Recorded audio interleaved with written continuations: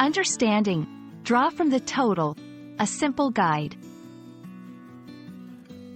Hello, everyone. Welcome to our channel, where we make English language learning easy and fun.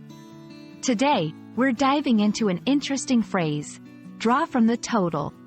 This might sound a bit complex at first, but by the end of this video, you'll understand what it means and how to use it effectively in your conversations and writings. So, let's get started. The phrase, draw from the total, is used to describe the action of taking or selecting a part from a larger whole or sum.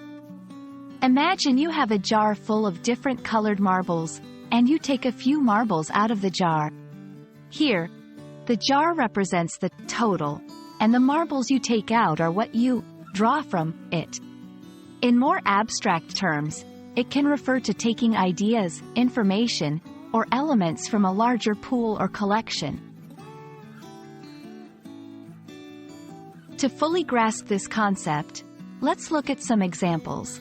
1. In a financial context, if a company has a total budget of $100,000 for marketing and they decide to spend $20,000 on social media ads, they are drawing $20,000 from the total budget. 2. In academic research, a researcher might draw conclusions from the total data collected in their study, meaning they select key findings from all the data they have gathered. 3. In everyday situations, imagine you're at a party with a variety of drinks available. You decide to have some lemonade. By choosing lemonade, you draw from the total selection of drinks.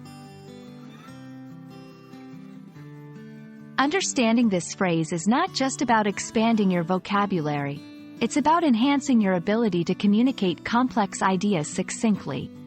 Whether you're discussing financial plans, academic findings, or even making decisions in a group, knowing how to use draw from the total allows you to articulate your thought process clearly and efficiently.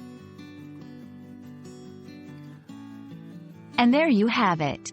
Draw from the total is all about selecting a part from a larger whole, whether it's money from a budget, ideas from a collection, or even a drink from a party's selection.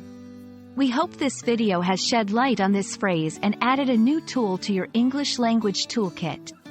Don't forget to practice using it in your conversations or writings.